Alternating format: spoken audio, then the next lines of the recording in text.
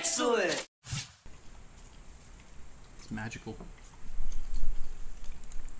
Popcorn is delicious. It's like eating a chemistry lesson. Yeah. Have you ever seen popcorn in slow motion? I'm about to. You probably will. Okay. We live? We are live. Hello. Hey, everyone, and welcome to Awesome Hardware. Show number 33. This is the second half of the show, side B. If you missed the first half of the show and you're watching this on YouTube, you can go over to Kyle's channel, which is Awesome Sauce Network, and you can watch that, and that will explain how we got to where we are right now. There's a lot of backstory involved, a lot of sort of character development and that sort of thing. But it will not explain how the popcorn got here. Won't explain that at all. It's a mystery still. This is our live show. We do this every Tuesday evening at 5:30 p.m. Pacific time. We stream live to twitch.tv/awesomehardware. So if you want to watch us live, please feel free to join us. And also a huge thank you, welcome, and you guys are awesome to everyone who's joining us live right now. Yep. We have Nocturne Kitties in there. We got Cell, of course. Cell, our dedicated mod. Yes, he's been doing a great job already. He's been doing mod things and stuff and also pointing out homeless people, and it's been fantastic. Kyle's have the show. He has a name. So much backstory. What? His name is Archie. Archie. He's a person. Okay, let's start off with some announcements. Okay. Let me guess. Announcement 1, I've been Shirts? drinking some beer. No, we're going to announce the beer first. Okay. We usually enjoy a beverage on the show. I've been drinking this brown ale that Kyle brought me over. This is from Manzanita Brewing Company. It's called Gillespie Brown. It's a brown ale. It is 9.5% alcohol. It's pretty high alcohol percentage actually for a brown ale. How far are you down with it? This is all I've left. That's all she wrote. Yeah, doing all right. Nice. Wait, no, I've got a little bit more. Does it taste good? I didn't ask you. Yes, it's quite good. Okay. It's Glad I chose well. It's almost like stouty. Ooh. I want to say for a brown ale. Like Sounds good. Do you want to try it? Did you give it a sip? I'll take a sip, sure. Yeah, give it a sip. You can have a sip of mine. A little sipperoo here. What are you drinking, Kyle? Or what am I'm I drinking a Clown Shoes Brown Angel. It's a double brown ale. I picked it strictly for the artwork. Hey. Yeah. Oh, nice. Seemed like my kind of style, you know what I'm saying? Ooh, that's tasty. Yep. Tasty, but mine's a lot heavier. Oh, that's delicious. Yeah, it's really good. Yours was more expensive, by the way. Oh, well. Yeah. Cheers. Cheers. Cheers. We didn't say cheers at the beginning. Cheers. Cheers. Thanks to all you guys for joining us. Okay. Thank you, mates. Mm-hmm. Okay, so beer calls out of the way. What's next? Next up, of course, if you want to support us in what we do, which is this live show, as well as the videos that we produce on our independent channels, then you can visit our stores and maybe buy a t-shirt such as the ones we're wearing right now, at least the one I'm wearing. Actually, that's an Epic Tech Pants. Syndicate. That's a Tech Syndicate shirt, which you can get at epicpants.com. Kyle's store is awesomesaucenetwork.com/store. Yep. I do have a new shirt. The very popular CPU Cooler shirt.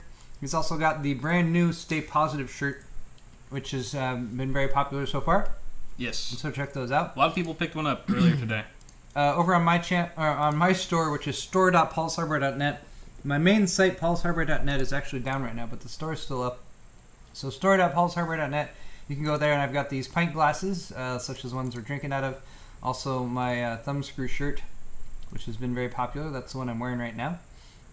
Or you can go for a... See, I'm drawing this out. Hoodie. Yes. We're actually having a hoodie sale right now. Right. They're $10 off, so if you're looking to stay warm this winter, then maybe get a hoodie. Yep. That goes through my store as well as Kyle's store. Kyle also has hoodies on his store. By the way, if you happen to pick up a hoodie during the show from either Paul or I, whoever you buy a hoodie from will sing you a song. Okay. A personal, dedicated song just for you that's customized and done on the fly without any kind of script. It's all pure improvisation. And both Paul and I have agreed to this before the show started, so Paul's completely on board with that idea. I'm 100% behind this idea. Yes. You're feeling like Wayne Brady right now or something, right? Mm. White people love Wayne Brady. Whose line is it anyway? Yep. Oh, yeah. Yeah, I Wayne Brady. I like that show. I especially liked his cameo in I actually watched that show. Chappelle Show. Wayne Brady on the Chappelle Show. One of the funniest things I've ever freaking seen. Yeah. Okay. One last thing. If you want to purchase from both of our stores at the same time, you will get a kickback on the shipping. You'll get all the stuff shipped together. You have to pay full price up front, but then you'll get a little refunds somewhere in the $5 range total. Yeah. So just bear that in mind, too. It's all automatic. There's nothing that you have to do to initiate that. Okay. Our guy knows. Let's move on to some technology news. Shall we? Our show is theoretically about technology. It's called Awesome Hardware, of course. So, wait, let me clear my throat. Excuse me. Awesome flavor. Okay, we're going to start off with what? No. Hey, I can turn away from the mic. I'm trying to take advantage of that. Ah. It's like when you have a lav mic on. You're like, excuse me a second. Then you like cough right in the lav mic. Okay. All right, so Microsoft had an event. What was this, yesterday? About their Windows 10 devices, right? Windows 10 devices event. I heard a lot about this. We talked about this earlier. Yeah, because Windows 10 has been... I don't know. It's like an unprecedented adoption rate that Windows 10 has enjoyed. However, when you throw Windows 10 into Windows Update, and people who normally do Windows Updates are like, I'm just going to do Windows Update, and it updates you to Windows 10. Maybe that's helping your adoption rate. I don't know. I haven't really done much with Windows 10 yet. I feel bad. I put it off at first, and now I keep putting it off more and more. Right. Well, you have it on your laptop. I do, but you have more experience with it than I do. Yeah. Okay. More of a hardware guy, I guess. Yeah, so they had this event because obviously you can make all the software you want. If nobody is buying the hardware that goes with that software, then that software is not going to do very well. So Microsoft has partnered up with some of the hardware manufacturers in order to produce some hardware that they're hoping will increase the adoption rate for Windows 10. I'm going to actually be referencing this. Oh, wait, no. This one. This article from The Verge, which conveniently lists the top 10 things you need to know from this event. Okay. Things like that. Top 10 lists. So we'll start off with some phones here. So we got a Lumia 950. The Lumia 950 is a Windows 10 flagship. It's a 5.2-inch phone. It's got a Snapdragon 808 processor. This is the one that you might have heard a little bit about because it has liquid cooling, which basically means heat pipes that are in there. Yeah. What? How do they call the that Snapdragon 808 has become kind of notorious for running hot. It's a very powerful for a mobile processor, but it runs too damn hot. It's like an AMD. Yeah, so they put some actual heat pipes in the phone. Like the phone has cooling in it. I thought you said liquid cooling though. The article calls it liquid cooling. It's heat pipes. It's an article on The Verge. So it's a lie? You just gotta let it slide. You gotta let some shit slide, okay? No, I will never let that slide. No, it's not liquid asinine. Cooling. Okay. It has a 20 megapixel pure view rear camera. That's a pretty high megapixel rate. Hopefully the actual optics are good in there too. It has an infrared sensor for something called Windows Hello, which unlocks your phone by checking your face. Which, I'll be honest, is kind of cool. If you can take your phone out and just hold it up and it immediately has an iris sensor. But how easy is it to get a picture of someone and unlock their phone? Yeah. How easy would it be to bypass? How much power does that take up? Being on standby mode, that kind of thing. It's a good question, but anyway, it's got it. What if you get punched in the face? I don't. And you're so unrecognizable. Swollen? You're swollen, and because honestly, I do thumbprint with my Samsung Galaxy S6. Yeah. But some of my skin peeled off, got calloused. I was working for long hours in my office or whatever, and I can't. Hard labor it's not working. I can't unlock my phone anymore, so I had to use had to print my other thumb. All right. Sometimes I catch a chat comment that just strikes me. words. No. I'm just saying words. And Cal's just like, Pretty much wraps up Paul's half of the show, so guys. Good. Yep. Okay. So that's the Lumia 950. It's launching in November. It's going to be $550 if you want to buy it off contract. That's not ridiculous. I mean, you want to buy an iPhone 6S right now? It's $700, $900, I think, depending on how much storage you get if you don't want the 16 gig version. One shortcoming I heard of the Lumia 550 was that it's only available on AT&T. For the 950 or the 550? I don't know. Okay, because there's a 552. We'll come to that in a second. Okay. All right. Along with the 950, there's also a 950 XL, which is the next one here on the list. It's a larger phone. It's the big brother of the 950. It's a 5.7 inch. It's got a different CPU, although this article doesn't say which CPU it has, and I didn't look it up otherwise. I assume it's a little bit faster, maybe. That's going to be $100 more, $650, also launching in November. Okay. The Lumia 550. That's this one here. Wait, does this actually launch to a... Yeah, Lumia 550. This is a more entry-level phone, right? Yeah, so this one's maybe a little bit more interesting to some people because it's $130 or $140. That's dirt cheap. Yeah, this is the Lumia 550. It's a 5-inch phone. It's got a quad-core processor. It's got a 5-megapixel camera. It's launching in December. It's $140. It's running Windows 10. Okay. I don't know what more you can say about that. I mean, budget phones... I wonder how many gigs it has. I've been so freaking impressed by some budget phones that I come across. Oh, yeah. I'm like, how did they do this and sell it for this much money? It's insane. Somebody must be being taken advantage of to be able to sell this at this price. Or we have it backwards, and it's like, why are certain companies charging so why effing much? Why does an iPhone cost $900 when the bomb cost is like $110 or something like that? Yeah, that's probably true. Okay. Anyway, Lumia 550, if you're interested in a cheap phone and you're interested in a Windows phone, seems very interesting. Again, though, that one's not out till December for $140. Okay. All right. Some other technology they discussed here was one is called Display Dock.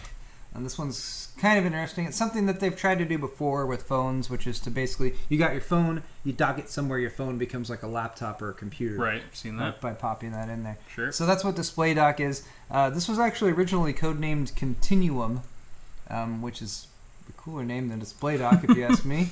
But anyway, what it basically does is via a single USB Type-C connector, you plug it in, and the adapter lets you use your Windows phone like a desktop Windows PC with a keyboard, a mouse, and a large display. And I'm sure at some point in this video they will actually show this. The drawback here is that it's not like getting a laptop or getting a desktop from your phone. Because your phone still only has like an ARM processor in it. Right. So you're not going to be able to run x86 applications. Right. There's what is known as Windows 10 universal applications that will work across both x86 and ARM. Yeah. But the actual real productivity apps like your standard like Microsoft, Word, Office Suite and all that kind of stuff are still x86. So you're not going to immediately be able to do this. You'll still be relying on apps that will work with the phone. That's the job for Surface Pro. Yeah. Surface Pro. Which we're coming up on in just a second. But still, a fairly interesting prospect. And there's a little picture of the little thingy there. There's a dude who announced it. He's like, hey, what's up? Yeah, that's him. Okay. But yeah, that might be interesting. That's good for like replying to emails, right? If you're on an airplane or something, there's internet there. Indeed. Sure. Okay. Wait, I'm losing track of stuff. Okay. The Surface Pro 4. This one I'm not excited about because I'm going to get one. I'm excited about it because it's one of those situations where you can... Are you going to get one? No. Okay. I'm not planning to. No, I don't really have a need for something like this right now.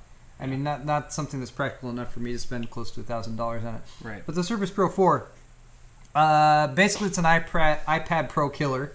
Not that they needed a whole lot of competition for that. But the Surface Pro 4 has reduced bezels and a 12.3-inch display. That means that it is both a larger screen, but also not larger than the iPad Pro. Right. It also has, of course, the keyboard dock, which the iPad Pro copied, which is from a long time ago. It's available with up to 1 terabyte of storage and 16 gigs of RAM. It's got a customizable Surface Pen that you can use. Oh, wow, what perfect timing there. That snaps onto the side, as you can see right there. And it's available on October 26th, starting at $900. But the Surface Pro 3 has already been just insane. It's already just a really good device. I don't know. I like the success of the Surface because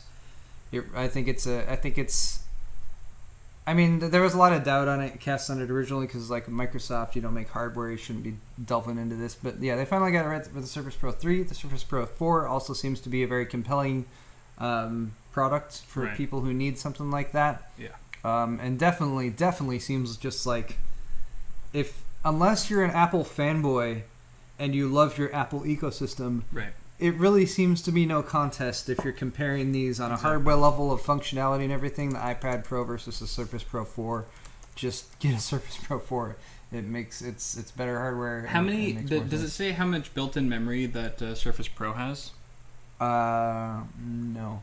Well, it's available with up to 1 terabyte of storage. Okay. So I imagine they probably have like 256, 512, and 1 terabyte. Right.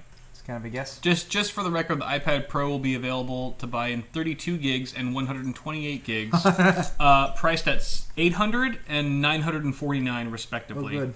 While a 128 gigabyte version with 4G will fetch for $1,079. They'll also release a smart keyboard priced at $170. Oh, good. You get to pay extra for the keyboard. And their already very popular Apple Pencil stylus costing a measly $100. But it's a pen after all. Pens are very useful and pens. should be Pens are inflated. Pens are awesome. No doubt. Okay. Yeah. A couple more things from the Microsoft event. Less exciting things. All right, there's something called a Surface Book, which is an actual laptop. Convertible laptop version of the Surface. Felt like booing that. With a 13.5-inch display. I don't know, I found this less interesting. It's also $1,500, so it's more like a... It's like a laptop that they're using the Surface branding for, I guess. Okay. All right, Facebook is now a Universal Windows 10 app. No! Universal Windows 10 apps being apps that will work on x86 on ARM across the entire ecosystem. So before, Facebook couldn't be used on... I don't know. x86? I mean, with my limited Windows 10 experience, I don't know if you had to like specifically go and get the x86 version, or if there was even an x86 app. Right. Yeah, I know. Interesting. Anyway, where else was I going with this? All right, HoloLens. Universal Facebook app. There's some more stuff on here, like some Surface accessories, something called a Microsoft Band, which is like a Microsoft smartwatch, which is going to be $250. And then the HoloLens, they have a dev kit, $3,000 for your HoloLens dev kit. Okay. That's more expensive. That's more expensive than the. What did Steve pay? Steve got the Oculus dev kit too. Right. I think that was $300 or $400. Right. So yeah, HoloLens dev kit's pretty expensive. Apparently, the retail version though for consumers is going to be a lot cheaper. No, it should be. Yeah. Yeah. But still, it's going to be more than. You're going to have fewer like random people who really have no business developing like completely outside the range of like software development or anything. Yeah. Like you know, a lot of random people buying an Oculus dev kit too because it was like $300-$400. Right. And like wanted to be on the leading edge of VR and stuff. Right. HoloLens is just that's a higher barrier to entry. Yeah. Anyway, all right, let's move on. Sweet. Move on to the next summary. article, which is Cool story, bro. This one over here. AMD Zen CPU microarchitecture. So we've been trying to talk about Zen a lot because we're excited about it. I mean, I'm excited about the potential for competition for Intel. I think they could use a little nudge.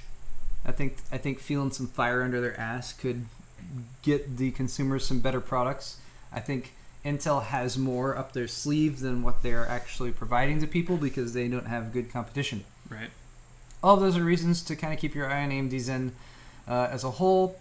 The CPU microarchitecture has been, some details of it were leaked in a patch. And this article by Khalid Moammar, which is over on WCCF Tech, is, I'll be perfectly honest, a little bit above my head in a lot of ways. But still an interesting read, especially if you're interested in CPU microarchitecture.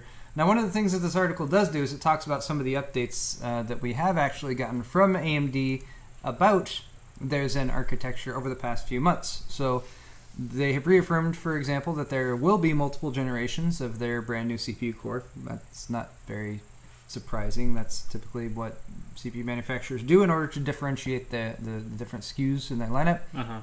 3 months ago, AMD announced a new lineup of FX CPUs, but we don't have actual names of them or anything. There's a code name called Summit Ridge for the new family of FX processors. There's going to be a new socket, AM4. Right. Very surprising that they would follow up AM3 with AM4. But there it is. I always like AMD for that. Yeah. They're just like, no bullshit. Very straightforward. Yeah. And they're not like 1156, 1155, 1150, and then 1151, like, or whatever. Like, yeah. No, I appreciate that. Yeah. It will have DDR4 support, as far as we understand. These are going to be mainstream CPUs with high core counts. Okay. Which, granted, was something that they talked about a lot with their existing FX lineup, the fact that they're 8-core and everything like that. And that does give them benefits in a very few scenarios that really leverage those 8 cores. But I like that in that it keeps pushing Intel for doing more than 4 cores on their mainstream CPUs, which they really should have pushed past at this point. Right.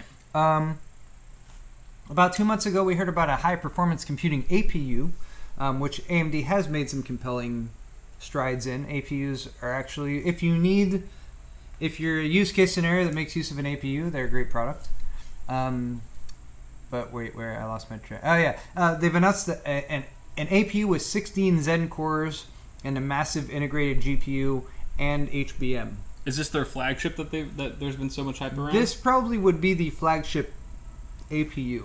Okay, so they're also going to have a non-APU Zen processor with 16 cores that's just meant to be paired with a discrete graphics card, essentially. No. This is an APU. No, I know, but with they're 16 also going Zen to have, cores. But so they're going to have an APU version and a non-APU?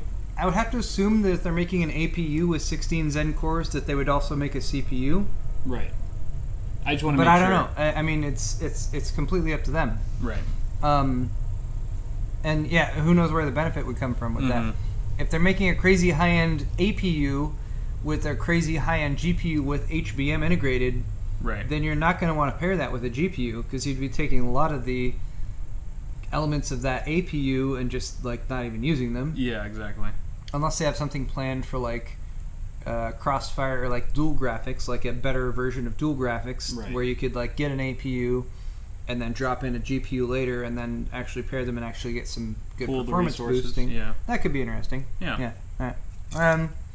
They've also talked about high-performance server CPUs with up to 32 Zen CPU cores. Pretty impressive, but not crazy when you consider what Intel has been doing in the server space. AMD also said in its Financial Analyst Day earlier this year that Zen will have a 40% instructions per clock improvement over Excavator. Damn well better. Because Excavator is based on some very old CPU architecture that has not been updated in quite a while. Actually, 40% almost seems on the low end to me of what they should be expecting at this point. Right. But these new cores are going to debut with Enthusiast FX processors scheduled to come out in 2016, and Zen-based server chips, as well as mainstream APUs to fall in 2017. And that's wait, so the new cores coming out next year, those won't be Zen-based? No, they're all Zen. They're all Zen, okay. Yeah. Oh, I see. Those are the Zen, mainstream. Zen is mainstream the code name server. for the core CPU architecture. Right. These are all different products that Zen will be integrated into. And again, this WCCF Tech article goes into more detail as far as the actual layouts, the diagram of the design, integer and floating point pipes, and all that good stuff that I look at and I have sort of a vague idea of what it's talking about. Yeah. But certainly not far enough for me to be like, look, let me explain all of this to you guys. No. Right. No, I try to keep the things that I can actually talk about if I can Someone avoid else's it. job. All right, one more little tech news story here. All right. We talked about damn it, WCCF Tech. WCCF Tech. We have a lot of articles from there today. I think Kyle. Yes. It's Kyle's fault. They had some good stuff. All right. Nvidia has updated their Pascal GPU board, 4 HBM2 stacks, massive die, previewed ahead of launch in 2016. All right, so let's talk a little bit about Pascal. Pascal is supposed to be an efficient and dense design. It should be, since Maxwell already has shown us some really impressive things when it comes to both density and power efficiency. It's going to use HBM2, High Bandwidth Memory version 2, unified memory support, as well as NVLink interconnect, which I find to be quite interesting. Now, if you let's scroll down here. All right, so here's like this half image from a thing that was. This is a weird screenshot right there, right? Someone probably took a picture That's of their creepy. phone. There's all this stuff that's blurred out so people don't get in trouble. It's like a stalker photo. GPU stalker. It's like not the whole picture of the board, so that if Nvidia was like, we told you you're not allowed to show any pictures of the board, they're like, well, we didn't. It was only 70% of the board. Yeah, right. I don't know. That's or there were boobies right or there's below. Yeah, this is. The not safe this for is work where the version. breasts Yes. of the GPU. All right. They're so what we know so far about the GPU 100 chip, GeForce, P Pascal, that's how Nvidia, and 100 is usually where they start off with the new chip. That's why GM, GeForce Maxwell, GK, GeForce Kepler. Right. Yeah, it all makes sense. Yeah. All right, so Pascal microarchitecture, obviously. DirectX 12 feature level, 12.1 or higher. They've already got that, so that's also to be expected. Successor to the GM200 GPU, okay, that's to be expected. Built on 16 FinFET Plus manufacturing process. That's important. Yeah. 16 nanometer being something that there's been a lot of challenges with. Right. But TSMC is going to be who's actually manufacturing those actual GPU dies. Allegedly has a total of 17 billion transistors, more than twice that of GM200. Taped out in June 2015. I'm not going to go in and explain what taped out means.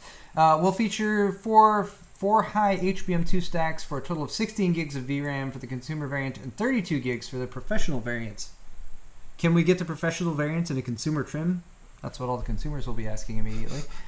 Features 4096-bit memory interface, which I believe is the same as the Fury X. Yeah. And then features NVLink support for mixed precision floating point 16 compute tasks at twice the rate of floating point 32 and full floating point 64 support. 2016 release. Damn. So that's gonna blow Titan X away. Yeah. Oh well, it should. It damn well should. Yeah. Yeah. The stuff they're talking about with the next generation of GPUs is really, really impressive because there's like a sea change and a lot of just some of the fundamentals going on, and it's when you allow the engineers to kind of tear it down to the base level and rebuild is when you get some really, really big jumps. Right. All right, so NVLink is one thing I wanted to talk about a little bit more. It's basically a PCI Express competitor. It is a as far as the protocol or that's what my thought was like, what is NVLink? Like, what does it actually do? NVLink is referring to the connection between the GPU and the CPU, or alternatively also between multiple GPUs. Okay. Because the cool thing about NVLink is it's a high speed interconnect. This is a 45-minute video. Yeah, I don't know. Just trying to get lucky to be appropriate. Yeah. So my thought was like, what CPUs are going to support NVLink? And while they haven't talked about that at this point, or at least not as far as what I could tell from the article, they did say that when connected to a CPU that does not support NVLink, the interconnect can still be wholly devoted to peer-to-peer GPU connections, enabling previously unavailable opportunities for GPU clustering. So you talk about stuff like SLI and the reliance on two video cards in SLI still to like both have their own VRAM memory. Yeah, both have their own data and their own existing video memory or whatever. Yeah. This is going to allow much faster communication between GPUs.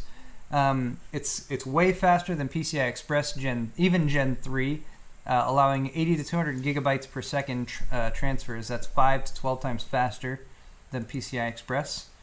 And it's pretty cool. My biggest question here is: are there any CPUs that are going to support this? Is Zen going to support this or something like that? That wouldn't make sense to me because Zen's an AMD thing. But exactly. I mean, who knows? You never know. And Nvidia and when they've done stuff like this, typically they're like, look, we want to push forward. We don't care about what the standards bodies that exist within computer hardware say. We want to move forward with this, Nvidia, and they'll reach out and work with whatever partners are willing to work with them for. So that's kind of interesting. Yep, G-Sync's kind of a prime example of that. Of them just doing their own thing, trying to make everything in the Nvidia ecosystem. And let's see, one last quote here from the article that I thought was very interesting.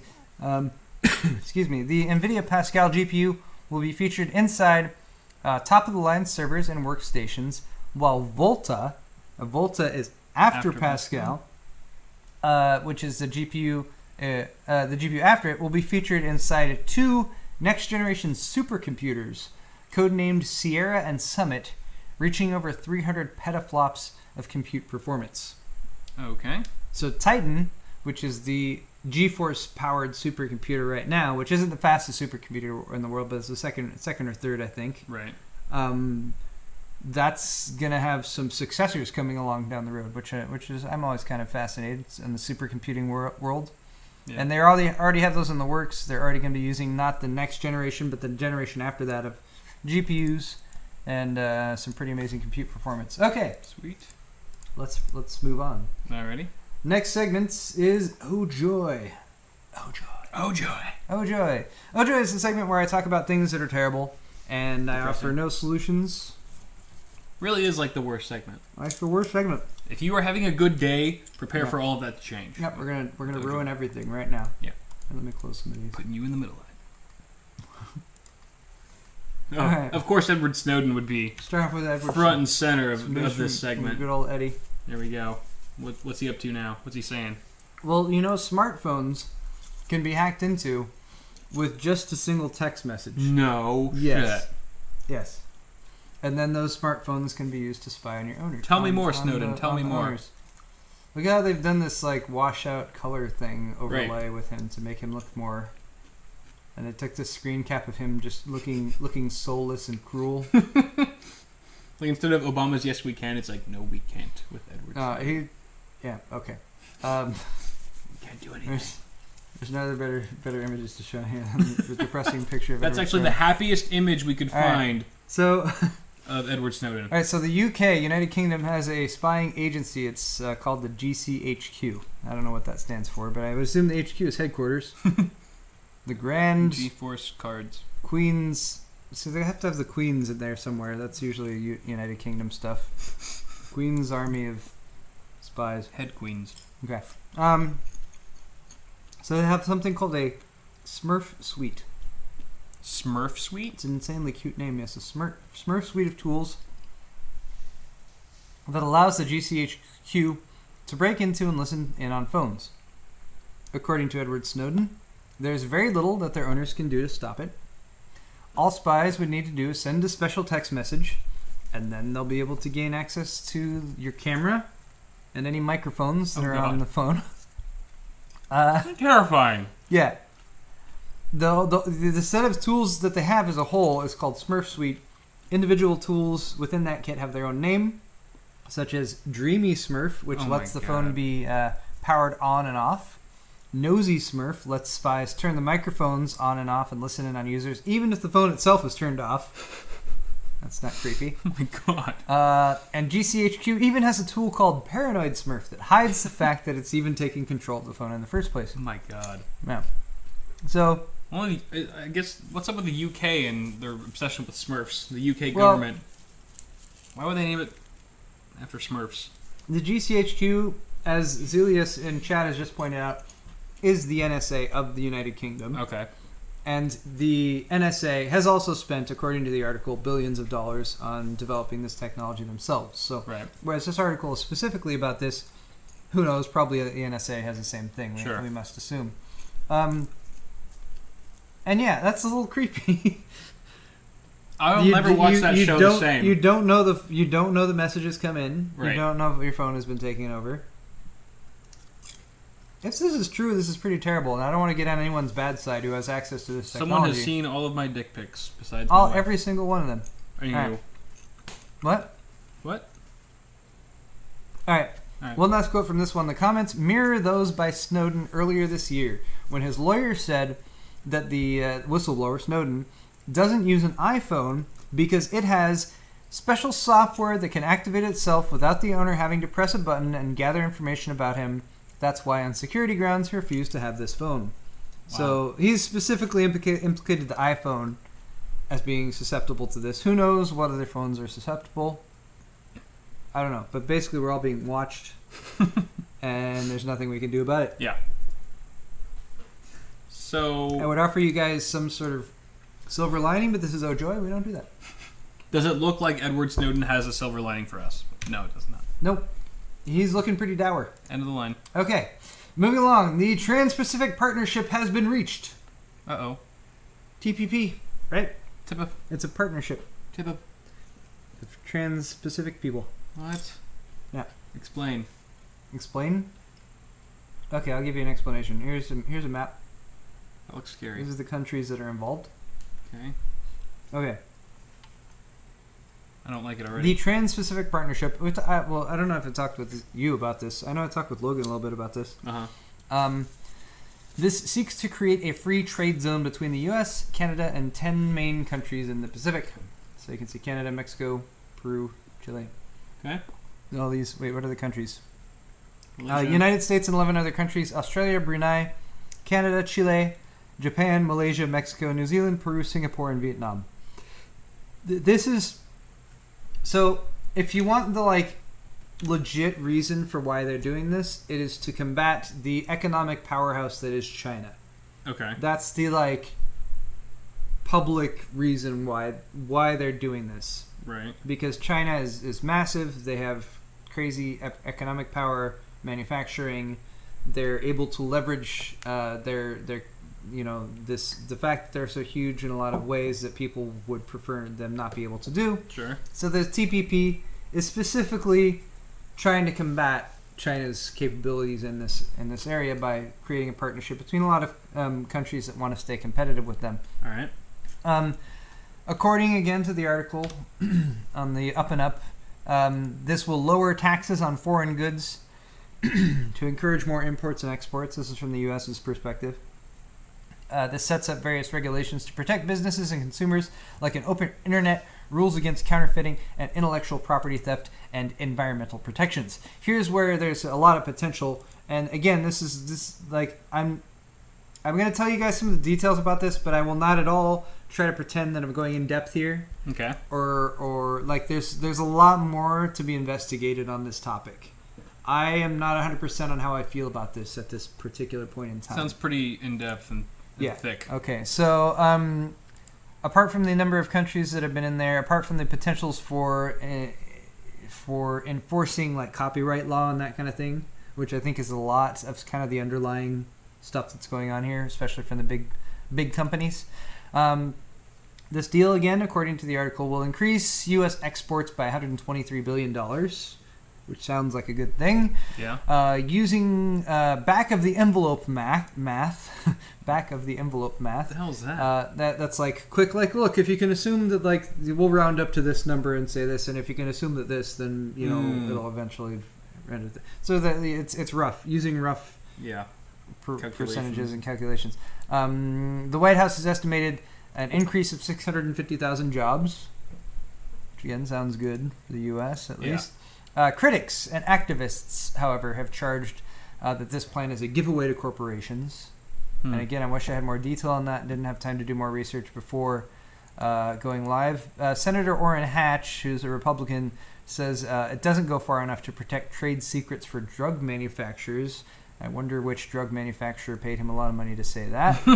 I don't know, like, protecting drug manufacturers doesn't really seem like it should be high up on our list of to-do things right now. Like, they're doing okay. Right. Big Pharma, yeah, they're doing okay. Democrats and labor groups are also concerned that the agreement will hurt jobs and the environment. Again, no specifics, I'm sorry. But supporters, which include Obama, Republicans, and large corporations like Apple and Pfizer, which... I don't know. That list, I have some inherent distrust there of that list. Says that the deal simplifies the regulatory framework, enacts meaningful protections, and boosts economic gains. Yeah. Anyway, it just seems too picture perfect. Yeah, this is dry subject matter anyway, but I'll just basically say we're all gonna die now. We're all screwed. We're all screwed. Everyone's screwed. That's why we're drinking beer. Trans-Pacific Partnership. Oh, I did have another thing here. 6 things to know about the trade deal. Which is basically the things I just told you. Okay. All right, one more story here for. There's another one? Yeah, I got one more. I don't know if I can take it, man. Wait, it's oh joy. I need more alcohol. All right, Patreon has been hacked. Oh great.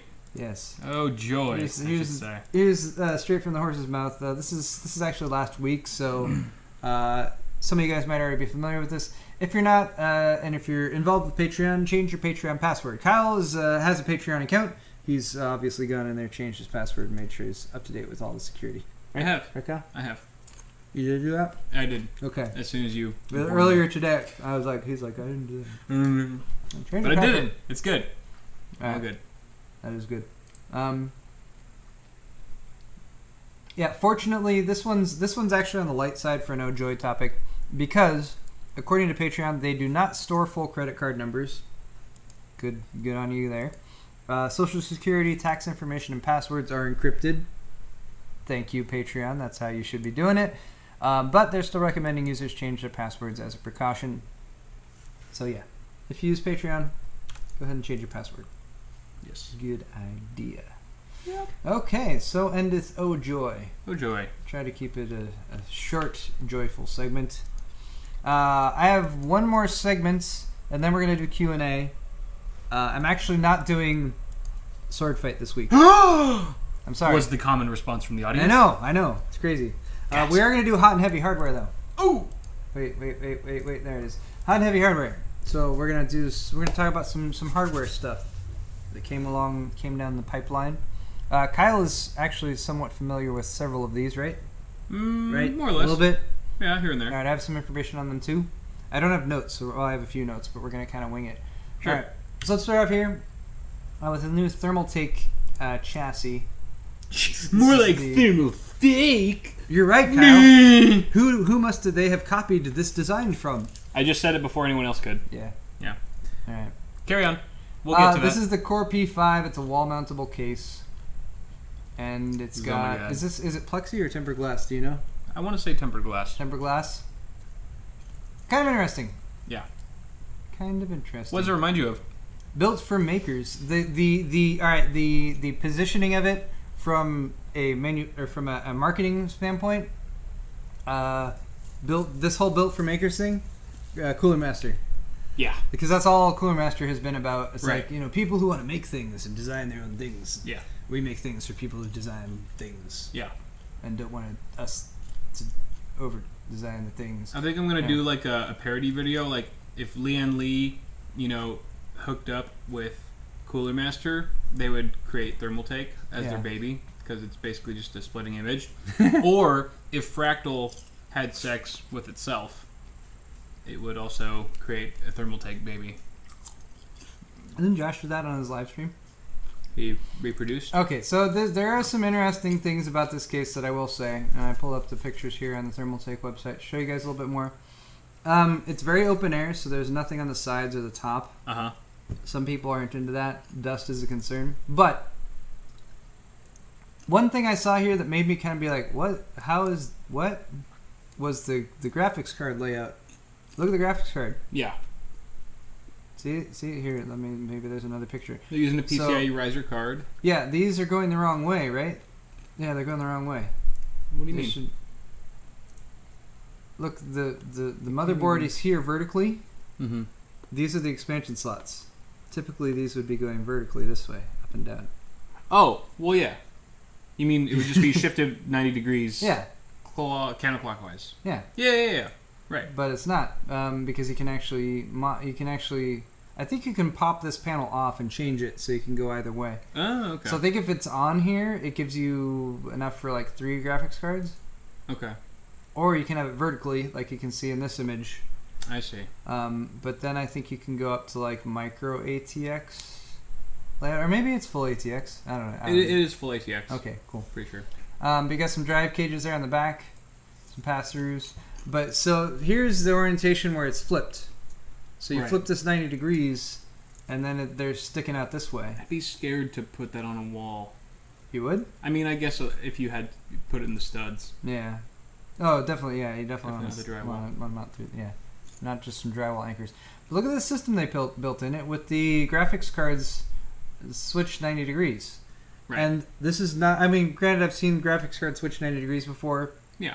I haven't seen it done quite this way before. Mm-hmm. So good job, Thermaltake, on doing some little innovation here. But yeah, as you can see, with it rotated like that, it gives you some interesting possible layouts for your GPUs, especially if you're considering water cooling options, or if you just want to give like a better view of your graphics card, because these are water cooled ones, obviously. But if you had typical graphics cards with fans on them, you would be able to see the fans right there, which is often a very nice looking view of the graphics card that you don't often get. Here's the actual case at the component level, and there's a full build in it. Anyway, interesting. That is the Thermaltake P5, Core P5. It's wall mountable, and I think it's available now. I will say it's very close timing to the O series cases from Lian Li, That's true. which are also wall mountable, feature a front panel tempered glass. That is true. Side, but it does look nice. It's an ongoing debate, and there are a lot of differences, just from the get go, from first glance. Okay, go on. Here's another case. This one copied itself. This is the NZXT S340, but this one is designed by Razer, which means, from what I can tell, Razer went in and was like, make this part green, and this part green, and this part green. And put our logo now, and put our logo, and now it is a Razer case. And we designed it. Okay. Yep. So the S340, which is a very good case in its own right, pretty reasonably priced in the sub $100 range. Yeah. And hey, if you want a black and green system, and you don't mind Razer logos, I know. Which I don't either. Some people hate on Razer. I don't know. Yeah. I'm not anti-Razer. They make some good products. They make some okay products too, but they don't have many products that I would personally recommend to people, just because a lot of the time they are overpriced. I feel there are cheaper options out there that are just as good, but I wouldn't mind putting their logo on the front of my case if it meant, built-in LEDs, at the bottom. It's a little tramp. It's a little tramp stampy. It is a little tramp stampy, but maybe there's a way you could mod over that even. Yeah. But anyway, but they've already done this, right? NZXT did a Razer Edition case with their H440, I think it was. Yes, I believe you're correct. Yeah. So kind of the same deal, but with their other mid-tower case. Yep. S340. All right. So there's an extra 210 grams of chassis weight compared to the standard S340. That's for Razer frills, which include a backlit triple-headed snake logo. That's that right there. Right. Backlit. Yep. Wait, where else? Tinted window. There's the window. Illuminated LED power button. Illuminated LED power button. Underglow. Yep. Just like the one back there. Yep. Wait, 450. Noctis 450. Noctis 450. Uh-huh. And green USB ports, because that adds a lot of weight when you make the green for the USB instead of the blue. It's a lot heavier. Yeah. It's a heavier element, green. Looking at further product differences, I found mention of a cable management bar with Razer's triple-headed snake logo, and the LEDs can be switched off via button at the back of the chassis. And again, something that I think NZXT has done a great job with is with when they have LEDs in a case, allowing you to turn the damn things off when you don't want them. Anyway, so the S340 Razer Edition is available now. I actually have one in the other room, but I don't have anything planned to do with it. Is right it the now. Razer Edition? Yeah. Oh, nice. It's like right out there. Nice. when you we had should have that just brought it out. article earlier, I was like, yeah, but I didn't. It would have been. If only we had confusing. one to show you guys in person. Okay. Next article, real quick here from PC Perspective. The Enermax ETS-T40FW. So the ETS-T40 is I actually also have one of those. It's in that system over there. Right. I have the black edition. So this is a white edition, and it's not the ETS-T40. It's the T40F. So this is a newer version of it. Right. We had both been kind of, I had been lamenting, I don't know if you had as well, Yeah. the fact that these had been a lot harder to find lately. They were out of stock everywhere. Right. So this is the white version. It's a compact, all-white CPU cooler for about $50, and the previous T40 you could get for $40 a lot of the time on sale. Right. But yeah, they were great because you weren't necessarily stuck with like a chromatic aluminum heatsink in your case. If it, for whatever reason you were just going for aesthetic purposes. Now, granted, you could go the extra mile and spray paint that, but then you'd have to make sure to use non-conductive paint. And there were a lot of hoops you had to jump through to kind of actually get that going. And trying to spray paint a heatsink like that is not as easy as you might think. No. Because it's just so layered that it's hard to get an even coat on every single fin. Yeah. So that's basically what they've done here with their T40 series. Now there's this new one that's in white. I think they're going to be coming out with a blackout one or something like that. That was my question here. Is there going to be a black one? Yeah, so I wouldn't be surprised. It's a special paint. It's not just paint. It's called thermal conductive coating that they put on the outside. So these aren't like insanely good performance, but it's like going to give you like Hyper 212 or a little bit better performance. Yeah. And they look a heck of a lot better than a 212 does because there's no like raw tin going on or anything like that, or like copper heat pipe terminal. I'm so glad that they actually painted the heat pipes as well. Yeah. So this has been for me one of the greatest options if you're considering I want aftermarket cooling, I want it not to look like crap, but I don't want to spend $100 on a closed loop cooler.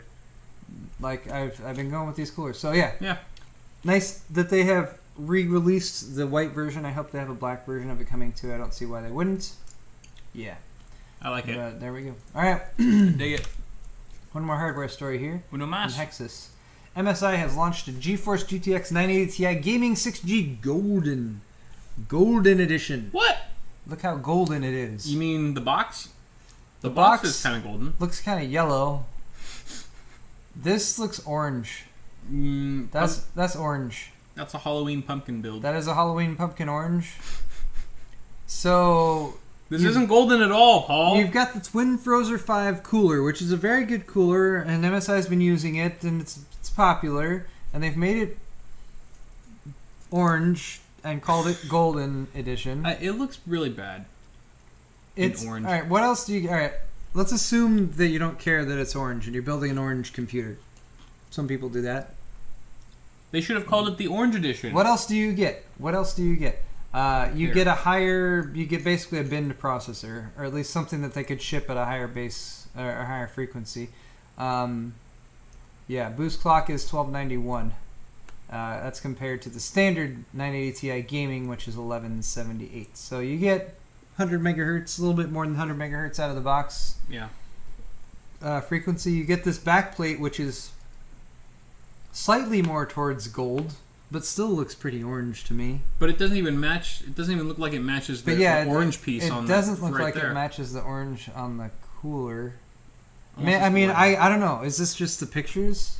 Maybe. But I mean, these are MSI provided pictures. So, all right, here's another actual difference between this and the other cards is that everything's copper under here. Okay. So that's different. That would be better.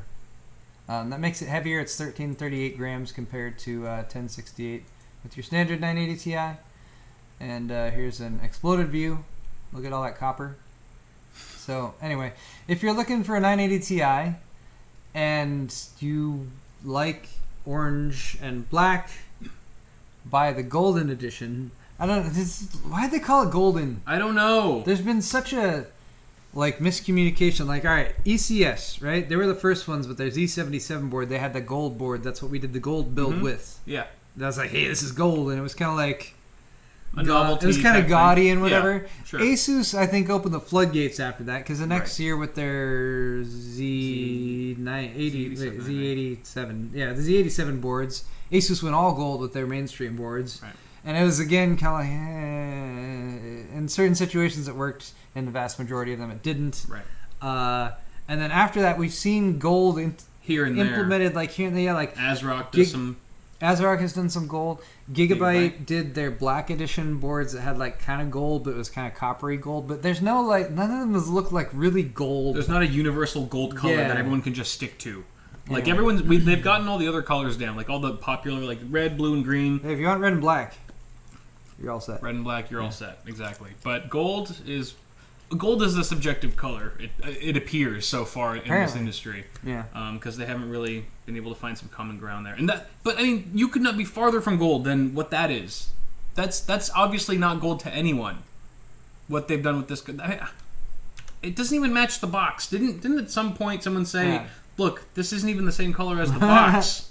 It should be the same color as the box." If they can't even color match it for these pictures that they're sending out for media and stuff, then yeah.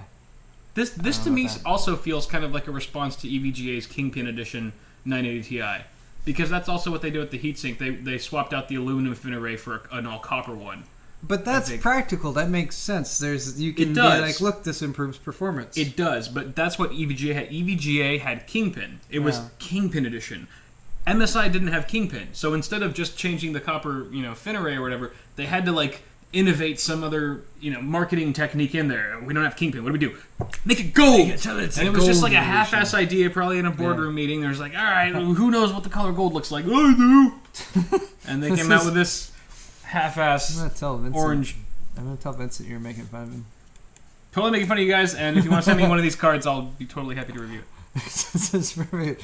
Look how golden this beautiful gold finish with the gold leaf and the gold. I'll do a parody video with it. Gold everywhere. Okay. Lots of options. Guys, that is all that I have as far as planned content goes. Right. We're going to move on to our final segments for, I don't know, we'll give it 10 minutes or so before we cut things off, which is Q&A, which means you guys ask us questions and we answer them to the best of our abilities.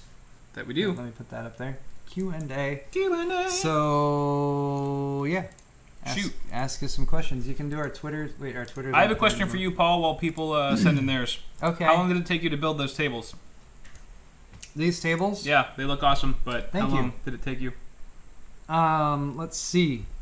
20 minutes? Saturday was when I started, and that was like going out and shopping and buying the stuff, and I went to IKEA and Home Depot.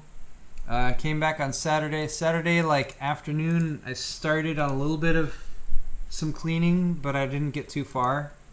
So Sunday was when I kind of hit it harder. Okay. That's what you said. Started clearing a lot more of the stuff out. But yeah, basically Sunday and Monday. So I don't know, like.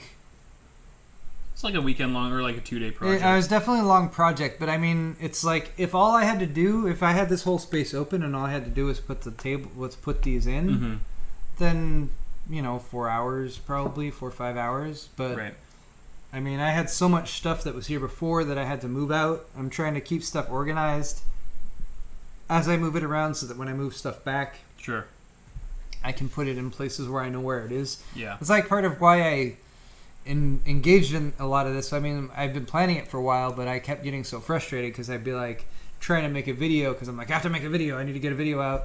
And then I'd be like, oh, I need this. Crap, where is that? Oh, it should be here. It's not there. Damn it. Like, things aren't organized. I can't find stuff. I can't easily, if I have something and I'm like, oh, I need this for this, I don't know exactly where it is. So getting in order, getting organized, And by the way, these weren't actually tables. These are countertops for like a kitchen or something, right? These are countertops? That you ordered a la carte at IKEA. Didn't even order them. They just have them there. You just had them, so you just walked in store. They come in standard lengths. They don't have them out on the floor. On the actual floor, they have these little sample squares, so you can see kind of the finish a little bit. And then you have to go and order them, and then they keep them back. Like you can't even pull them from the big. You can't even pull them from the warehouse area down below. You have to order them, pay for them, and bring the slip over to like the big item place, and then they bring them out for you. Nice. Yeah. Wow. They're $120 so soft for this one each. These are 74-inch, which is a little bit more than 6 foot long. 120 per each of these. And I think they have one that's like this that has particle board at the center. Yeah. And just a veneer on top. And those are like 100 each. They're like 10 or $20 cheaper per one. But I like these because they're actually solid wood. Yeah. So yeah. Nice. Very nice. Well, it looks lovely. 2004 KK asked, my motherboard died today. I'm sorry to hear that, sir. But my 2500K still works. Should I try to find a Sandy Bridge motherboard or upgrade my CPU? Honestly, I would probably upgrade. Here's the thing. Because Z68 boards are no longer in production or anything equivalent to that. Z77. Z77, sure, but they're end of life. They are end of life. I think this is just time for you to upgrade to a newer chipset as well. A newer chipset and a newer CPU. 2500K, don't get me wrong, is still a great CPU, and I wouldn't even don't throw it away. Like either sell it and use that towards your new platform, or just keep it for another system later down the line, or as a backup or something like that, or just as frame it on your wall or something like that. I don't know. If it was me, I would be itching at this point. Obviously, you've had this system for quite some time now, a couple years, at least maybe 4 years, and I would probably go for the upgrade. Honestly, I will disagree with Kyle. Nope, you're wrong. But not. No, I can easily agree with Kyle. But the other side of the fence here would be, if you can find a Z77 board on eBay or something like that, for $40 or $50. They're still expensive. Z77 boards are still really expensive. If you buy it from a retailer, buy it on eBay. Buy a used one. I bought my Mini ITX Z77 board. It was an Asus board for about $130. Really? Yeah. And that was on eBay. You weren't patient then. Were you looking at? Were you checking that category every day for like 2 or 3 weeks? Not 2 or 3 weeks. Because that's how you got to eBay. But how is he going to? How's he going to survive for 2 or 3 weeks? What if he doesn't have like a shitty laptop to He's go on posting in the meantime? right now. He's probably got a phone or something. Probably on like his that. sister's computer that sucks, or like a MacBook. God forbid. Maybe it's mom's iPhone. Poor guy. Okay. Just saying, not everyone has the. I agree. Not everyone has 10 computers. I agree, and just like just to wrap this up so we can move on. Okay. If you can spend some time on eBay, and if you can find a used or reasonably priced Z77 board, I would say your 2500K still has a decent amount of life in it. But only if you can find a reasonably priced Z77 board. I would not want to pay the same price right now for a Z77 board that Kyle's looking up. Look, a PA Z77M, 1155 motherboard for $60 on eBay right now. Buy it now. $60. Not bad. Z7, even an Asus. It's sure it's a refurb, but you're buying it for $60. Anyway. Yeah, 2500K, especially if you're just gaming. You still got some legs in that. So if you want to save some money and hold out for some newer hardware, because there's always newer stuff coming along. But hey, if you've got some cash to spend right now, Kyle's suggestion is definitely not bad at all. Yeah. Okay. More questions. What's the point of buying Skylake? Roche Technology. What's the point of buying Skylake when you could get a 5820K on the X99 platform? The prices are so similar since Skylake requires DDR4 memory. Is Intel cannibalizing their products? That's honestly Intel's biggest concern when it comes to competition is them competing with themselves. Right. The point of buying Skylake would be a little bit better instructions per clock. So if you're talking about stuff that's not optimized for more than quad core, then it should perform a little bit faster on Skylake.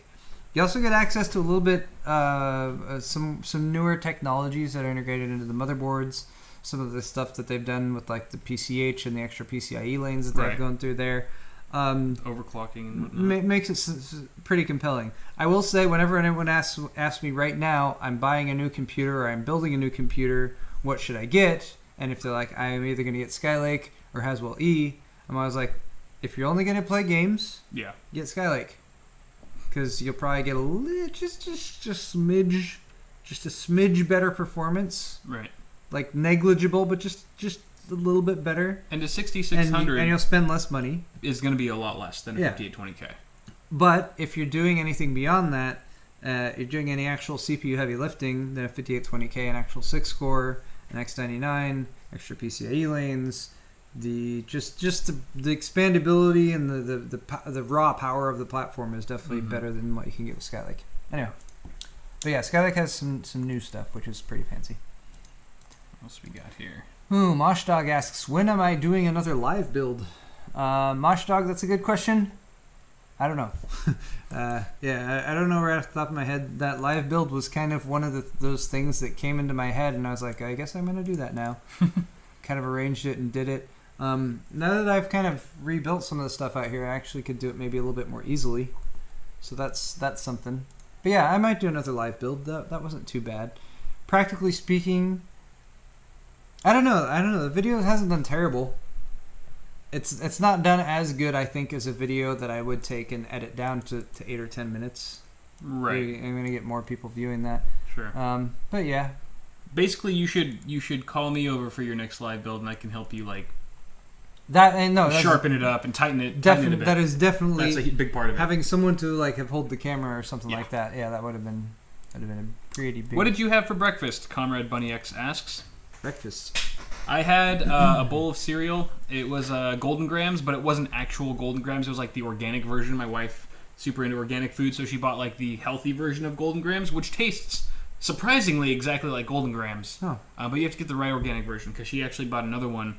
We bought another one recently. It tastes like shit. It looks just like the regular Golden Gram shit, but it's nasty. It tastes way too healthy. There's like no sugar. Oh. It sucks. It's awful. But the one that I've been eating is legit. Okay. With almond milk. Oh, yeah. Almond milk. Freaking almond milk, man. It's delicious. Yeah. I, 4 or 5 days out of the week, I have oatmeal every morning. Still doing the oatmeal, huh? Yeah. You were doing oatmeal back in the New Egg days? It's the only thing keeping me alive, I'm pretty sure. I guess so. I'm pretty sure. Oatmeal, it's just it's inexpensive, it's healthy, it's really easy. I have oatmeal and coffee. It is very inexpensive. That's kind of my morning thing. But one of maybe one to 3 mornings a week, I'll make some eggs and toast. Feeling bold. Or if I'm like making breakfast for my wife on the weekend, I'll do like some pancakes or some. Actually, I want to make French toast. Ooh, French toast is French yummy. toast. You got one? Jake RG41, is eBay the best way to sell old hardware? Without getting stabbed, yes. You could always resort to Craigslist otherwise. eBay's like the best way to sell old hardware with like, you're not going to make as much money as you might be able to make otherwise. You're going to give eBay some of your revenue and that kind of thing, but it's safer. Like if you're like, I have this and it's either going to sit here and do nothing for me or I'm going to sell it and I'm going to have 40 or 50 bucks in cash and you just want to sell stuff, then yeah, eBay's a good way to keep it safer. And yeah, that's a good way to go. Pup Shepherd asks on Twitter, what's the best I think he means DIY way to put a window on a BitPhoenix side panel? BitPhoenix. Oh, he's looking for a white motherboard? I think I saw this one, yeah. Oh, you just pulled this up. All right, so he's got a BitPhoenix case, and he wants to put a side panel on it. Is that a micro ATX? Is that full ATX? Which version is this? This is the micro. This is the micro ATX version. All right, so the best way is to first get your plexi or your tempered glass. Tempered glass is going to cost you more, but plexi is going to be cheaper and a little bit more flexible. And you can cut plexi yourself, so that's kind of nice. So you can buy a pre-cut piece of plexi. You want to get the thicker plexi though, if you can. And then beyond that, get the modders tape. Go to mnpctech.com. They sell this red tape, that's what I'm using on Arctic Panther back here. Which, oh no, it keeps going to sleep. Hold on. Crank it. Right, there we go. That's how little you've used this system, is that you haven't even changed the go to sleep properties. Shut up. No, I did change the go to sleep properties. It really? stays, yes. I adjust that type of thing. I never have my computer go to sleep. Shut your mouth. Ever in my life. Okay. Never. Arctic Panther back there has tempered glass on it, which is heavier than plexi, and that modders tape, and it has sit out here in the garage where it gets plenty warm throughout the summer, and it stays on. So yeah, that does a really good job there. But yeah, other than that, you're gonna want a freaking jigsaw to cut through the side panel, and then another thing from MNPC Tech that I really suggest. Is getting their U-channel stuff, which is after you've cut out the side panel and filed it down to make sure the edges are straight as you can. You put that U-channel around the edge, and first off it covers the raw edge, but it also gives you a real nice finish. And yeah, it's a good way to go. Sweet. Let me see. Super Cookie 78 asks, do you want picks for Pimp My PC that have already been pimped but have been modified based on your suggestions? No. We are not looking for already pimped PCs. Like, if Paul and I have already talked or like featured your system or your rig on the show, then that's pretty much the last we want to see. You can obviously tweet to our personal accounts, and we'd love to check them out. Personally, I'd like to see the revisions that you guys have made, but we don't actually plan on featuring any rig twice, because there are so many people out there that really want to have their rigs featured and deserve to have their rigs featured, that we don't really have the luxury of actually showing the same PC twice, even if you have done some of those revisions. But thank you for asking. I appreciate that. Also, Cass Nagant, Cass. I know you, Cass. How's it going, Cass? What's the best overclocking monitor for a 1440p display? Now, I don't have a huge experience, like a huge well-versed experience with like different 1440p overclockable monitors, except the one that I own personally, which is I almost said Yamakasi Cat Leap. No, it's the QNX QX2710, which I have a review of on my channel. I've been using it for about 3 years now, and it's exceptional. I have it overclocked to about 120 hertz, and it does so without much trouble at all. It's a great IPS panel. Super good color resolution, stuff like that. So, but there's a ton of options out there. So I wouldn't just stop there. I would go ahead and do some more research. Again, 3-year-old panel, so there's probably some better options out there at this point. But I'm afraid I can't shed too much more light on that for you. Yeah, that's actually a good question when it comes to like I think kind of what he's asking is like which monitors at 1440 can overclock the most. Like, you spend the least on a 1440 display, and then it's supposed to be 60 hertz, and you overclock it to 100 or 140 or something like that. Right.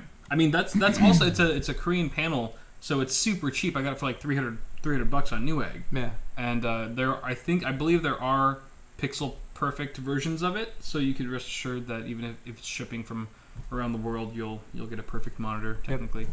So yeah. Philip Zacek also asks on Twitter, building a budget build for my sister, is the GTX 750 Ti still a solid option, or is it extra money for a GTX 950 worth it? Well, yes. Yes, the 750 Ti is still a solid option. Yeah. Yes, a 950 is going to get you more performance.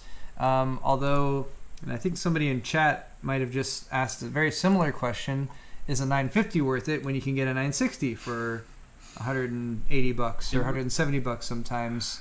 So yeah, you get kind of that part creep thing where it's like, oh, I can spend a little bit more money for a 950. Well, if I'm going to spend that much, I might as well spend $20 more for this. So yeah. It really depends on what your budget is.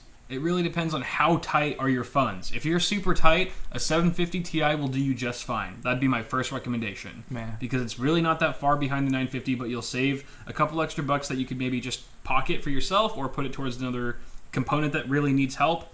Or if you have a little bit more of spending to play with, then maybe you can get a GTX 960 and get those extra few frames to get you out of the 40 to 45 FPS range that's typically seen with the GTX 950 if you're playing at 1080. And it might get you a little bit more longevity, right, over time. But it really just boils down to how much money is in your pocket, how much are you willing to spend. And honestly, you can run pretty much most games. If you tweak the settings right, you can run most games at 1080, high settings with any three of those cards. It's just a matter of the frame rate, the difference in frame rate. Is it going to be really a huge difference going from a 950 to a 960? I probably wouldn't notice it. My wallet may or may not notice it. It depends. Are your eyes going to notice it more than your wallet? That's a good way to put it. Yep, that's a good way to make that decision. Yeah. Okay, I'm gonna do one more question. All right. This we'll each answer this one. This is from Andrew, or I am Andrew X. I am Andrew on Twitter. He says, what is the first GPU that you ever owned? He also asked the first review, but I'm just going to stick with the first question. What's the first GPU that you ever owned? And I... So... Yours is a lot older than mine. Yeah, here's the thing. All right, when I was like 18 or 19, I was going to college. Months? Years. You said yeah. I got a 20-inch monitor, and this was a 20-inch CRT monitor, and it was like a specially designed monitor made for engineering of certain things, and I don't know, it was like a specially designed monitor. Basically, the monitor came with a graphics card, so I had to use that graphics card in order to use the monitor. But the monitor for a 20-inch monitor at the time, I got for a very good price. Okay. So I used it for a good couple years. It came with a discrete GPU, like by itself? Yeah, it came with a separate GPU that you popped in there. Was it proprietary? Did you have to use that? It was only proprietary in that the monitor, if I had gotten a different graphics card and tried to plug the monitor into it, wouldn't have worked. Okay. Yeah, it was like something to do with the frequency or whatever. So this was early enough in my career that I don't even remember what graphics card that was. So I'm only bringing this up because I should say that is probably the first graphics card that I bought. But I will say the one that I holds a special place in my heart is my 7800 GTX. Because that's when I actually dropped some cash on a freaking graphics card. What model was that? 7800 GTX is an Nvidia graphics card. Oh, there's a cricket on your wall by the light switch. Oh, yes there is. Cricket. It was a single slot card. I think it was an XFX. Yes. Mm-hmm. Good on you, Newegg, for keeping... Yeah, it was this card. It's right still there. Yeah, out of stock. Still there on Newegg. XFX GeForce 7800 GTX. PVT 70FUNF7. This was a really good graphics card. 256 megabytes of 256-bit GDDR3. Oh, yeah. 450 megahertz core clock. 2 DVI outs. No VGA. screw that. Who needs VGA? I mean, it could do VGA with an adapter. It also had an S-Video out, which is, S-Video. I used to be so all about it. S-Video used to be such a selling point for me. Does it have S-Video? Oh, it's so terrible. Anyway. Good okay, times. yeah, 7800 GTX though. What were you able to like play Myst with that? No, this is a really good. This was a high-end. This was GPU. a 500. This I think I spent $450 on this graphics card when it launched. Yeah, this was a premium. This was your high end. This was your flagship. This is when paying $450 or $500 for a graphics card was kind of a new thing, but it was like the most they could get for it. Now you can like $1,000, $650, sure, that kind of thing. But yeah, damn, I can't imagine AAA gaming ultra settings at 240p. No, this was able to handle a fair amount of. What do you think? World of Warcraft. Oh, okay. I played with this. It's not bad. Yeah, I mean, there's other stuff. Probably too. like DirectX 9. There's probably like really high end APU, like AMD's high end APUs. Yeah. Like God of War probably competes with that now. Yeah, this is 2006. Yeah. Jesus. I graduated high school that year. But what was yours? What was your first? Mine's not quite as far back as yours is. Like I said, a lot of you guys know I started Newegg in 2011. It's when I joined the PC master race, I guess you could say, and my horizons had been opened. And that's when I first built my computer, which was a 2600K Z68, and the card that I got was a GTX 670. It was an Asus card. Oh yeah. I had no idea. Like back then, I was so noobish that I had to ask Paul for everything. What card should I get? They're all the same, right? We had the same card. Nah, we did, huh? Yeah. Yeah, and then you're like, oh, well, I really like Asus. And I was like, okay, Paul likes Asus. I'm going to get an Asus card. And it matched, the style or whatever you could say of my system at the time. So I got a GTX 670 DirectCU 2 and was incredibly happy with it. I mean, up until that point, I had only ever gamed on consoles. I don't even think I owned a console at the time, but, a couple years prior to getting that job and building that system, I was on PS3 or something like that. Do you still have that card? I do. Yeah, it's still kicking. Because Joe, our editor and friend who edits for us and a friend of ours, he's using my old system. With that card? With that card in it. So if you dropped him that card, he could set up SLI. Oh, shit. That'd be a fun video. Oh, yeah. But yeah, it's a good card. The only thing I'll say about that card was the frickin' sag. Oh, the sag was... The GPU sag was abysmal. Epic GPU sag. But everything else, it was really great. Stayed super cool. We need to wrap this up. We're going to close just like we did when it's closing on Kyle's side. And we're going to toss some Johnsons out right here. I'm going to read the Johnsons from Kyle's half of the show. Oh, overachiever. Just because. Right. So Christian gets a pre-Johnson. Bob, Katie, Brett, Joe, Yair, and Matthew. We got a new Johnson for Matthew. Woo!